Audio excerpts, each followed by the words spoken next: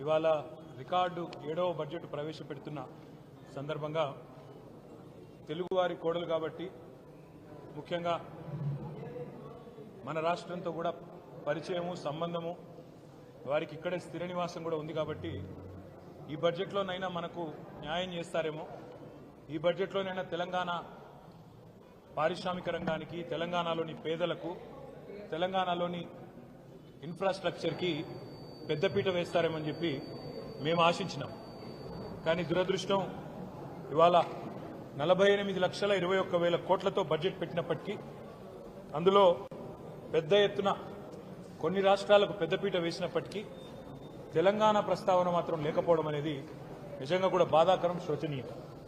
తెలంగాణలో 4 బీజేపీ ఎంపీలు గతంలో ఉంటే ఇవాళ తెలంగాణ ప్రజలు ఆ సంఖ్యను రెట్టింపు చేసినారు, 8 మందిని గెలిపించారు.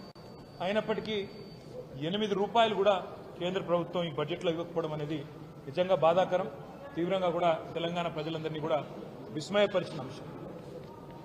బడ్జెట్ చూస్తూ ఉంటే ఇప్పటిదాకా నేను కామెంటరీ కూడా వింటా ఉన్నాను.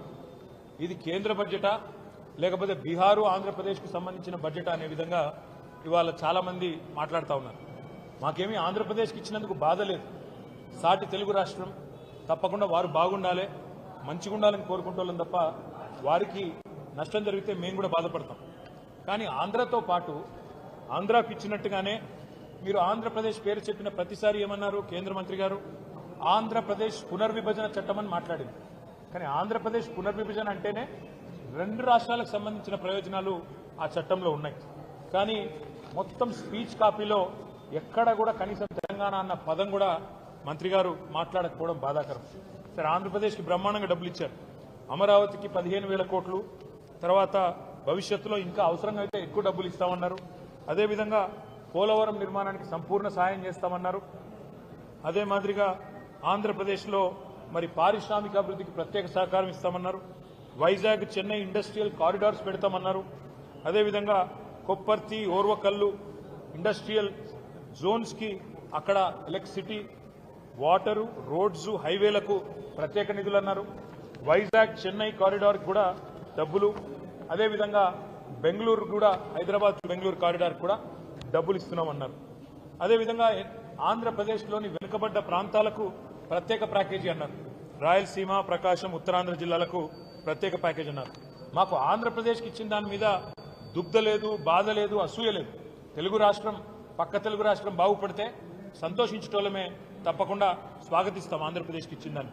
కానీ కేవలం ఆంధ్రప్రదేశ్కు, బీహార్కు రెండింటికే ఇస్తూ మిగతా 26 రాష్ట్రాలను మరి చిన్నచూపు చూడడం అనేది నిజంగా బాధాకరం. ఆంధ్రప్రదేశ్ పునర్విభజన చట్టమని మీరే మాట అయితే చెప్పారు. ఆంధ్రప్రదేశ్ పునర్విభజన చట్టంలోనే 2 తెలుగు రాష్ట్రాల ఏర్పాటు కూడా ఉన్నది. తెలంగాణ ఉన్నది, ఆంధ్రప్రదేశ్ ఉన్నది. కానీ ఎప్పట్లాగానే మనకు 9.5-10 సంవత్సరాలుగా ఎప్పట్లాగానే ఇచ్చినట్టు ఈసారి కూడా గుండు సున్నానే ఇచ్చింది కేంద్ర ప్రభుత్వం. మరి మీరు ఒక్క నిమిషం ఆలోచిస్తే మనకు ఆంధ్రప్రదేశ్ పునర్విభజన చట్టంలో కూడా 35 వివిధ హామీలు మరి మనకు కేంద్ర ప్రభుత్వం ఆనాడు 2014లో ఇచ్చింది. అందులో చాలా అంశాలు గతంలో కేసీఆర్ గారు ముఖ్యమంత్రిగా ఉన్నప్పుడు గత 10 ఏళ్లు ఒకసారి కాదు పలుమార్లు పోయి బతిమలాడినాము, పలుమార్లు పోయి అభ్యర్థించాము. ఇచ్చిన మాట నిలబెట్టుకోండి అని చెప్పి కూడా కోరినాం. ములుగులో గిరిజన యూనివర్సిటీ కేటాయించాలి మనకు పునర్వ్యవస్థీకరణ చట్టం ప్రకారం. కానీ పేరుకేదో యూనివర్సిటీ ఇచ్చినట్టు గతంలో ప్రకటించారు తప్ప ఇప్పటి వరకు డబ్బులు కేటాయించలేదు. బయ్యారంలో ఉక్కు కర్మాగారం పెడతాము, steel authority of India limited ద్వారా అన్నారు. ఇప్పటి వరకు దానికి మోక్షం లభించలేదు. ఈ బడ్జెట్లో కూడా దక్కింది గుండు సున్నా. కాజీపేటలో రైల్ కోచ్ ఫ్యాక్టరీ అన్నారు, అది కూడా హులెక్కైంది. అది కూడా ఇవాళ రైల్ కోచ్ ఫ్యాక్టరీ పోయి ఒక వ్యాగన్ రిపేర్ షాప్ పెడతామని చెప్పడం బాధాకరం. 9 ఏళ్లుగా ఆనాడు కేసీఆర్ గారు ప్రధానమంత్రి గారిని, కేంద్ర మంత్రులను పలుమార్లు కలిసి మా రాష్ట్రానికి కొత్త విద్యా సంస్థలు ఇవ్వండి, ఐఐఎం ఇవ్వండి, ఇండియన్ ఇన్స్టిట్యూట్ ఆఫ్ మేనేజ్మెంట్ ఇవ్వండి, నేషనల్ ఇన్స్టిట్యూట్ ఆఫ్ డిజైన్ ఇవ్వండి, ఐఐఎస్ఈఆర్ ఐసర్ ఇవ్వండి, నవోదయ కేంద్రీయ విద్యాలయాలు ఇవ్వండి అని పలుమార్లు కోరినాం. దాని మీద కూడా ఒక్కటంటే ఒక్క విద్యా సంస్థ కూడా ఇప్పటి వరకు మంజూరు చేయలేదు. ఈ రోజు బడ్జెట్లో కూడా చేయలేదు. కేంద్ర బడ్జెట్లో పారిశ్రామిక కారిడార్లు ఇవన్నీ కూడా చెప్పారు ఇతర రాష్ట్రాలకు సంబంధించి. అదే తెలంగాణలో మరి హైదరాబాద్ నుంచి వరంగల్ కానీ, హైదరాబాద్ నుంచి రామగుండం కానీ, హైదరాబాద్ బొంబాయి పోయే రోడ్డు కానీ, హైదరాబాద్ నుంచి విజయవాడ పోయే రోడ్డు కానీ ఇవన్నీ కూడా ప్రముఖమైన పారిశ్రామిక కారిడార్లుగా ఏర్పాటు చేయాలని 6 వివిధ కారిడార్లు ఏర్పాటు చేయాలని చాలాసార్లు కోరాం. దాని మీద కూడా స్పందన లేదు. మెగా పవర్ లూమ్ క్లస్టర్ కావాలని చెప్పి సిరిసిల్లలో అడిగాం. దాని మీద కూడా స్పందన లేదు.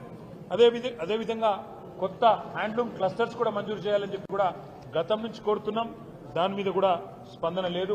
తెలంగాణ ప్రభుత్వం రేవంత్ రెడ్డి గారి నాయకత్వంలో మన చాలా మంది చాలాసార్లు ఢిల్లీకి పోయి అక్కడ మంత్రులను కలిసినట్టుగా కూడా వార్త, కానీ ఒక్కటంటే ఒక్కటి కూడా వీళ్ళు చెప్పింది వాళ్ళు వినిపించుకున్నట్టయితే కనబడడం లేదు.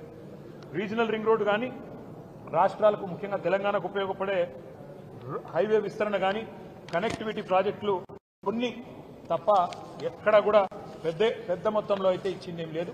మొత్తంగా చెప్పాలంటే తెలంగాణకు ఈ బడ్జెట్లో మళ్ళొక్కసారి దక్కింది పెద్ద గుండు సున్నా.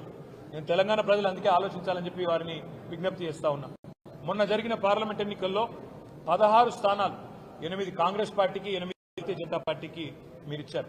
ఇవాళ అదే 16 స్థానాలతో చంద్రబాబు నాయుడు గారు శక్తి బలంగా ఉంటే ఏం సాధించుకోవచ్చో సంకీర్ణ ప్రభుత్వంలో చూపెడతా ఉన్నారు. 15,000 కోట్లు ఒక్క ఏపీ క్యాపిటల్ డెవలప్మెంట్కి ఆయన తీసుకుంటున్నారు. అదేవిధంగా బీహార్కు 26,000 కోట్ల రూపాయలు కేవలం రహదారుల కోసం మాత్రమే ఇచ్చినారు. కానీ తెలంగాణకు 16 మంది సభ్యులున్న 8 మంది కాంగ్రెస్ వాళ్ళు, 8 మంది బీజేపీ వాళ్ళు దక్కింది మాత్రం గుండు సున్నా. అందుకే స్వీయ రాజకీయ అస్తిత్వమే తెలంగాణ కెన్నటికి రక్ష. ప్రాంతీయ శక్తులు బలంగా ఉంటే, ప్రాంతీయ పార్టీల నాయకత్వం బలంగా ఉంటేనే రేపటి సంకీర్ణ యుగంలో కూడా మనం శాసించే పరిస్థితి ఉంటుంది. శాసించి సాధించుకోవాలి తప్ప యాచించి సాధించుకుంటే ఏది కూడా రాదు. రేపటికైనా తప్పకుండా ఇవాళ ఈ 8 బీజేపీ ఎంపీలు అక్కడ పార్లమెంట్లో కూర్చున్నారు. తెలంగాణకు అన్యాయం జరుగుతుంటే ఒక్క ప్రాజెక్టు కూడా రాకపోతే కనీసం నోరు కూడా మెదపలేదు. 2 కేంద్ర మంత్రులు ఉన్నారు, నోరు మెదపలేదు. అదేవిధంగా 8 మంది కాంగ్రెస్ ఎంపీలు తెలంగాణకు అన్యాయం జరుగుతుంటే కూడా అదే ఈరోజు అక్కడ గులాబీ కండువాలు కప్పుకున్న బీఆర్ఎస్ సైనికులు అక్కడుంటే ఇవాళ పార్లమెంట్లో ఎట్లా ఉండేదో పరిస్థితి ఆలోచించాలని చెప్పి నేను కోరుతా ఉన్నా.